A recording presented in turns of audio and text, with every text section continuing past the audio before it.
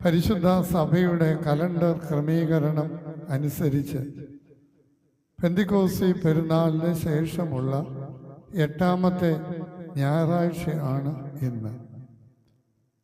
വായിച്ചു കേട്ട വിശുദ്ധ വേദഭാഗം ശുദ്ധമുള്ള മർക്കോസിൻ്റെ സുവിശേഷം 4-ാം അധ്യായം 1 മുതൽ 20 വരെയുള്ള വാക്യങ്ങൾ. ഇന്നലെ വൈകിട്ടത്തെ എവൻഗേലിയോൻ വായനയും ഇത് തന്നെ ആയിരുന്നു. കർത്താവിൻ്റെ ഒരു ഉപമയാണ്. ഒരു ഉപമ പോലും അറിയാത്തവർക്കോ ഓർത്തിരിക്കാൻ കഴിയാത്തവർക്കോ ഓർത്തിരിക്കാൻ കഴിയുന്നതും വേഗം സ്മരിക്കുന്നതുമായ ഒരു ഉപമയാണ് വിധക്കാരൻ്റെ ഉപമ.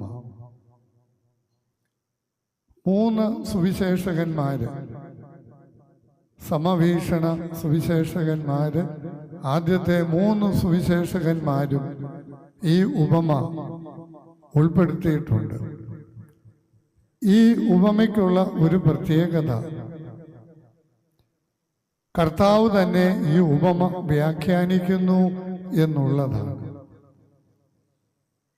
ഉപമകളിൽ കൂടി ദൈവരാജ്യത്തിൻ്റെ മർമ്മങ്ങൾ കർത്താവ് പ്രബോധിപ്പിച്ചു, പഠിപ്പിച്ചു. കാരണം ഉപമകൾ, ഉദാഹരണങ്ങൾ ഗ്രഹിക്കാനും ഓർത്തിരിക്കാനും എളുപ്പമുള്ളത് എന്നതുകൊണ്ട് തന്നെ കർത്താവിൻ്റെ ഉപമകളൊക്കെ എത്ര എത്ര ലളിതമാണ്. പക്ഷേ അതിൽ അന്തർലീനമായിരിക്കുന്ന അർത്ഥം എത്ര അവഗാഢം ഉള്ളതും ഗഹനവുമായിട്ടുള്ള ആശയങ്ങളാണ്.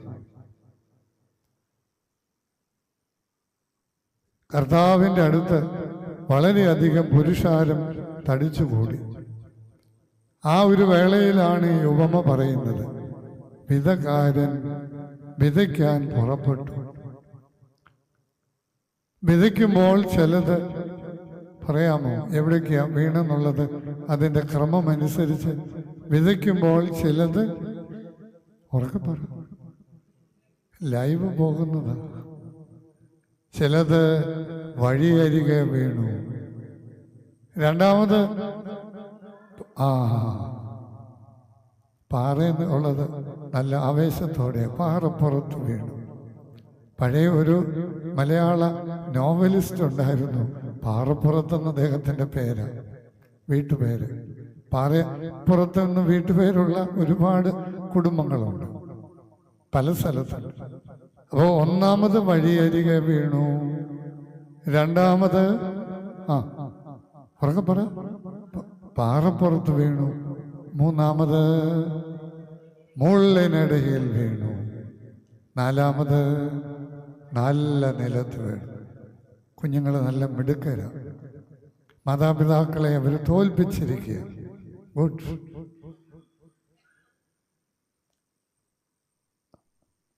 വിതക്കാരൻ വിതയ്ക്കുന്നു. വിതക്കാരന് ഇതെവിടേക്കാ വീഴുന്നെന്നുള്ളതൊന്നും ഒരു വിഷയമല്ല. വിതക്കാരൻ തൻ്റെ ജോലി ചെയ്യുന്നു. സ്വർണനാവുകാരനായ മാർ ഈവാനിയോസിന്റെ വീക്ഷണത്തിൽ ഒരു പക്ഷേ നല്ല നിലത്ത് വീണതിനേക്കാൾ കൂടുതൽ വിത്തുകൾ മറ്റ് 3 സ്ഥലങ്ങളിൽ, വഴിയരികെ, പാറപ്പുറത്ത്, മുള്ളിനിടയിൽ, അങ്ങനെയൊക്കെ സംഭവിക്കുന്നെങ്കിലും വിതക്കാരൻ നിരാശനാകുന്നില്ല. വിതക്കാരന് പ്രത്യാശ നൽകുന്ന 4ാമത്തെ ഒരു ഘടകമുണ്ട്. നല്ല നിലത്തും വീഴുന്നുണ്ടല്ലോ എന്ന്. വഴിയരികെയും പാറപ്പുറത്തും മുള്ളിനിടയിലും വീഴുന്നല്ലോ എന്ന് കണ്ട് വിതയ്ക്കാതിരുന്നാൽ നല്ല നിലത്തിനുള്ള അവസരം നഷ്ടപ്പെടുകയാണ്. വഴിയരികെ വീണതിനെന്തു പറ്റി മക്കളെ? അതോടെ പറ. വഴിയരികെ വീണത് പക്ഷികൾ, പറവകൾ കൊണ്ടുപോയി. പാറപ്പുറത്ത് വീണതോ മണ്ണിന് ആഴമില്ല. സൂര്യൻ ഉദിച്ചു, വെയിൽ തട്ടി.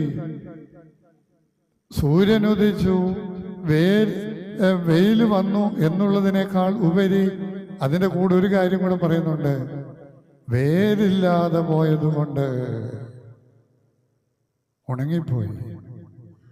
വേരിൻ്റെ കാര്യം പറയുമ്പോഴാണ് ഒരു കുഞ്ഞു കഥയുണ്ട്. ഒരാശ്രമത്തിൻ്റെ മുറ്റത്തൊരു വൃക്ഷമുണ്ടായിരുന്നു. ഒരു നല്ല വേനൽ വന്നപ്പം എല്ലാ ഇലകളും കൊഴിഞ്ഞു, ഒരില പോലും ഇല്ല. ആശ്രമത്തിലെ അംഗങ്ങൾ ഓർത്തു മരം ഉണങ്ങിപ്പോവുകയാണ് എന്ന്. പക്ഷേ വേനൽക്കാലം കഴിഞ്ഞു, വസന്തം വന്നപ്പോൾ പൂർവാധികം ശക്തിയോടെ ഈ ഇലകൾ അങ്ങോട്ട് തളിർത്തു. അപ്പോൾ ഒരു സന്യാസി വന്നിട്ട് ഈ മരത്തോടൊരു ചോദ്യം ചോദിക്കുന്നുണ്ട്. ഇലകൾ മുഴുവൻ കൊഴിഞ്ഞപ്പോൾ ഞാൻ ഓർത്തു ഉണങ്ങിപ്പോവുകയാണെന്ന്. അല്ല, എങ്ങനെ തിരിച്ചു വരാൻ കഴിഞ്ഞു എന്ന് മരത്തോട് ചോദിച്ചപ്പോൾ മരം പറയുന്ന മറുപടിയുണ്ട്. വേനൽ എൻ്റെ ഇല കൊഴിച്ചപ്പോഴും ആഴത്തിലോടുന്ന വേരുകൾ എനിക്കുണ്ടായിരുന്നു. ഇത് കേട്ട് ആ സന്യാസി അവിടെ നിന്ന് പ്രാർത്ഥിക്കുക, ദൈവമേ, ആഴത്തിൽ ഓടുന്ന വേരുകൾ എനിക്കും ഉണ്ടാകണമേ എന്ന്. വളരെ ആധ്യാത്മിക ജീവിതത്തിൻ്റെ ഗൗരവമേറിയ ഒരു ഭാവമാണ് കർത്താവ് ഈ ഉപമയിൽ രണ്ടാമത് പറയുന്നത്. പാറപ്പുറത്ത് അധികം മണ്ണില്ലാത്തിടത്ത് വീണു. വേരില്ലായകയാൽ സൂര്യൻ ഉദിച്ചേ മതിയാകുകയുള്ളൂ, വെയിലുണ്ടായേ മതിയാകുകയുള്ളൂ. പക്ഷേ അതിജീവിക്കത്തക്കവണ്ണം, അതിനെ മറികടക്കത്തക്കവണ്ണം പ്രകൃതിയുടെ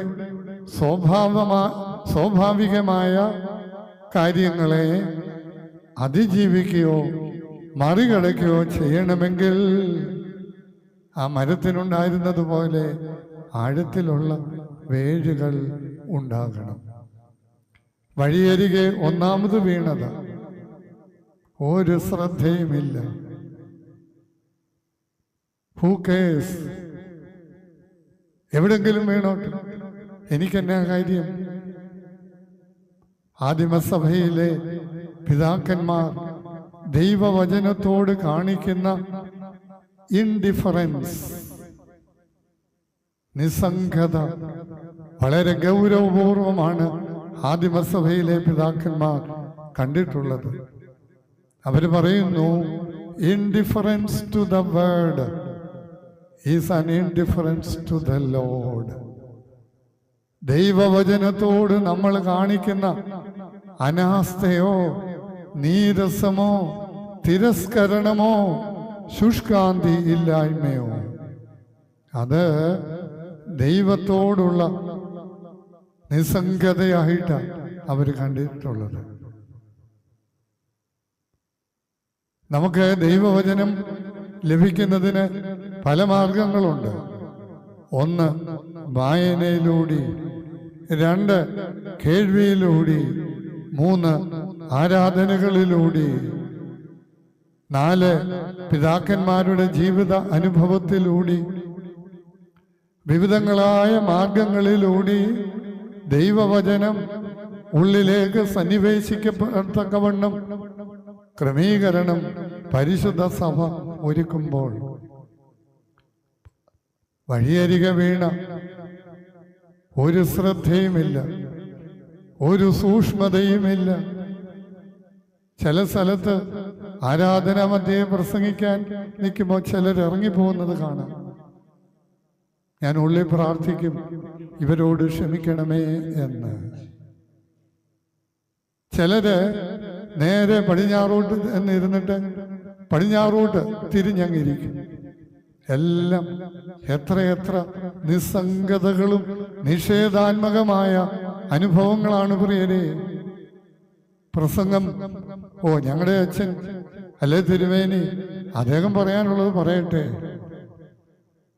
ഓരോ വചനപ്രഘോഷണവും ദൈവം തരുന്ന അവസരമായി ഗൗരവപൂർവം എടുക്കണം. പ്രിയമുള്ളവരെ, ചിലർ പറയും ശമൂവേൽ പ്രവാചകന് പുരോഹിതൻ ചൊല്ലിക്കൊടുത്ത പ്രാർത്ഥനയോടുകൂടി ആയിരിക്കണം ദൈവവചന കേൾവിയിലിരിക്കേണ്ടത്. യഹോവേ അരുളി ചെയ്യണമേ, അടിയൻ കേൾക്കുന്നു. ഇത് ദൈവത്തെ കേൾക്കുക. അത് പ്രസംഗിക്കുന്നവർക്ക് അപ്പുറത്ത് ദൈവമാണ് എന്നോട് സംസാരിക്കുന്നത് എന്നുള്ള, അതുകൊണ്ടാണല്ലോ സുവിശേഷം വായിക്കുമ്പോൾ പഴമ വായിക്കുന്നത് പോലെയല്ല, സ്ലീഹ വായിക്കുന്നത് പോലെയല്ല, എത്രയോ ഗൗരവപൂർവമായിട്ടാണ്. ഒരു പീഠം ഇതിനുണ്ട്. ഈ പീഠത്തിന് പിതാക്കന്മാർ വിളിക്കുന്നത് രണ്ടാമത്തെ സെക്കൻഡ് ഓൾട്ടർ എന്ന, രണ്ടാമത്തെ ബലിപീഠമെന്ന. നിങ്ങൾ കണ്ടു, ഏവൻഗേലിയോൻ വായിക്കുമ്പോൾ അത് ആഘോഷമായിട്ടാണ് കൊണ്ടുവരുന്നത്. ആരാധനയിൽ രണ്ട് ആഘോഷങ്ങളാണ് ഉള്ളത്.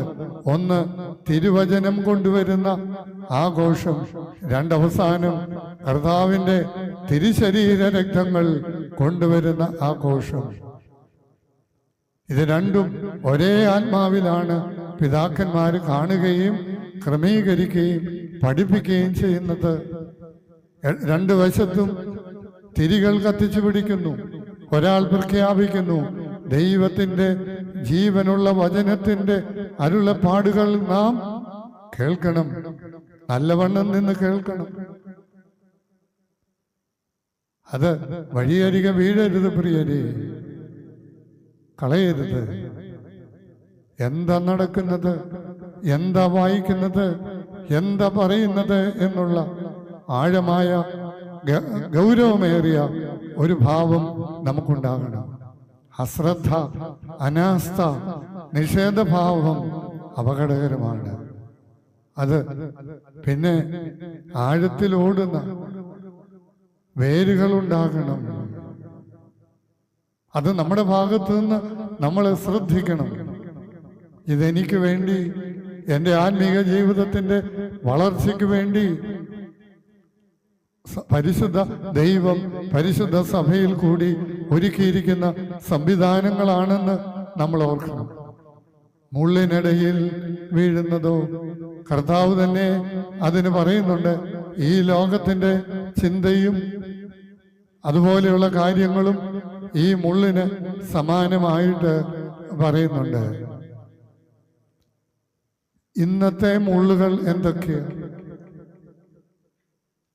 ഒരു വ്യാഖ്യാനം ഞാൻ കണ്ടത് 3 മുള്ളുകളാണ് ഇന്ന് നമ്മുടെ ആത്മീക ജീവിതത്തെ, ഈ ദൈവവചനം ഉള്ളിൽ ചെന്നാൽ അതൊന്ന് വളരാൻ, അതൊന്ന് വളർന്ന് ഫലം കായ്ക്കാൻ അനുവദിക്കാത്തത്. ഒന്ന്, the endless social media use, നിയന്ത്രണമില്ലാത്ത സാമൂഹ്യ ഈ സോഷ്യൽ മീഡിയയുടെ ഉപയോഗം. ദൈവവചനം വായിച്ചില്ലെങ്കിൽ നമുക്ക് ആർക്കും ഒരു കുറ്റബോധവും തോന്നില്ല. പക്ഷേ എത്ര സമയമില്ലെങ്കിലും കുറെ നേരം ഇതും തോണ്ടിക്കൊണ്ടിരുന്നില്ലെങ്കിൽ നമുക്ക് ഉറക്കവും വരില്ല. മുള്ളുകളെ നമ്മൾ പോഷിപ്പിക്കുക. അത് ദൈവവചനത്തെ ഉണക്കിക്കളയുന്നു, നിർജീവമാക്കുന്നു. ഉള്ളിലൊന്ന് പച്ച പിടിച്ച് വളരാൻ അനുവദിക്കുന്നില്ല. 2, നമ്മുടെ ഉപഭോഗ കൺസ്യൂമറിസം, ഭൗതിക വസ്തുക്കളോടുള്ള നമ്മുടെ ആർത്തി. അയ്യോ, എനിക്കതില്ലല്ലോ, എനിക്കിതില്ലല്ലോ, അവർക്കതുണ്ടല്ലോ, എനിക്കില്ലല്ലോ. എത്രയുണ്ടെങ്കിലും അതിനകത്തൊരു സംതൃപ്തി ഇല്ലാത്ത ഭൗതിക വസ്തുക്കളോടും രീതികളോടുമുള്ള നമ്മുടെ അടങ്ങാത്ത അഭിനിവേശം. 3, ambitions without God, ദൈവത്തെ കൂടാതെയുള്ള ആഗ്രഹങ്ങൾ. ഇതെല്ലാം ഉള്ളിൽ പച്ച പിടിച്ച് നിൽക്കുമ്പോൾ ബലഹീനമായി പോകുന്നത്, വരണ്ടു പോകുന്നത് ദൈവവചനമാണ്. പ്രിയമുള്ളവരെ, ഞാൻ ദീർഘിപ്പിക്കുന്നില്ല. അതുകൊണ്ട് ശ്രദ്ധയുള്ളവരായിരിക്കണം. നിസ്സംഗതാ മനോഭാവം മാറ്റണം. ഓരോ അവസരവും ദൈവം എനിക്ക് ഒരുക്കി തരുന്ന വിലപ്പെട്ട അവസരമായി കണ്ട് ഗൗരവപൂർവ്വം അതിനെ കാണണം. ശ്രദ്ധയും ജാഗരൂകതയും നമുക്കുണ്ടാകണം. വേരുകൾ വളരുവാൻ നമ്മൾ ശ്രമിക്കണം. ആധുനികതയുടെ അതിപ്രസരങ്ങൾക്ക് നിയന്ത്രണം ഉണ്ടാകണം. അങ്ങനെ ഉണ്ടാകുമ്പോൾ നല്ല നിലത്ത് വീണ വിത്ത് പോലെ അത് നല്ല ഫലം പുറപ്പെടുവിക്കും. ഒരു കാര്യം കൂടി, എല്ലാം 100 മേനി വിളയുന്നില്ല. 30-ന്റെ ഉണ്ട്, 60-ന്റെ ഉണ്ട്, 100-ന്റെ ഉണ്ട്. എല്ലാവരിലും ഒരുപോലെ ഫലമുണ്ടാകുകയില്ല. അത് താലന്തുകളുടെ ഉപമയിൽ കർത്താവ് പറയുന്നുണ്ട്. ഒരാൾക്ക് 5, ഒരാൾക്ക് 2, ഒരാൾക്ക് 1. അവിടെ രേഖപ്പെടുത്തിയിരിക്കുന്നു, ഓരോരുത്തർക്കും അവരവരുടെ പ്രാപ്തി പോലെ. നമ്മുടെ പ്രാപ്തിക്കനുസരിച്ച് നമ്മൾ പ്രതിഫലം ഉണ്ടാക്കിയാൽ മതി. 30-ന്റെ ഉണ്ട്, 60-ന്റെ ഉണ്ട്, 100-ന്റെ ഉണ്ട്. ദൈവം തന്നിരിക്കുന്ന കഴിവിൻ്റെ പരമാവധി അത് ഈ കാര്യത്തിന് വേണ്ടി നാം സഹകരിക്കണം. വീണ്ടും സ്വർണ്ണനാവുകാരൻ്റെ ഒരു പ്രബോധന ശകലം കൂടി അദ്ദേഹം പറയുന്നു. ആവർത്തിച്ച് ഊന്നി പറയുന്നത്, ക്രിസ്തീയ ജീവിതം എന്ന് പറയുന്നത് കേവലം നിഷ്ക്രിയമായ ഒന്നല്ല. നന്മ പ്രവൃത്തികളിൽ കവിഞ്ഞിരിക്കുന്നവരും ക്രിസ്തുവിന് യോഗ്യമായി ഫലം പുറപ്പെടുവിക്കുന്നവരും ആയിരിക്കണം. അദ്ദേഹം ഓർമ്മിപ്പിക്കുക. ആവർത്തിച്ച് അദ്ദേഹം പറയുന്ന ഒരു പ്രബോധനമാണ്. ക്രിസ്തീയ ജീവിതം എന്ന് പറയുന്നത് കേവലം നിഷ്ക്രിയമായ ഒന്നല്ല. നന്മ പ്രവൃത്തികളിൽ കവിഞ്ഞിരിക്കുന്നവരും ഫലം ക്രിസ്തുവിന് യോഗ്യമായ ഫലം പുറപ്പെടുവിക്കുന്നവരുമായി തീരണം. അതിന് ദൈവത്തിൻ്റെ വചനം ഉള്ളിൽ സജീവമായി പ്രവർത്തിക്കാൻ, സ്വതന്ത്രമായി വളരുവാനുള്ള ഒരു സഹകരണവും ഉത്സാഹവും നമ്മുടെ ഭാഗത്തുനിന്നുണ്ടാകണം. അതിന് ദൈവത്തിൻ്റെ ആത്മാവ് സഹായിക്കട്ടെ.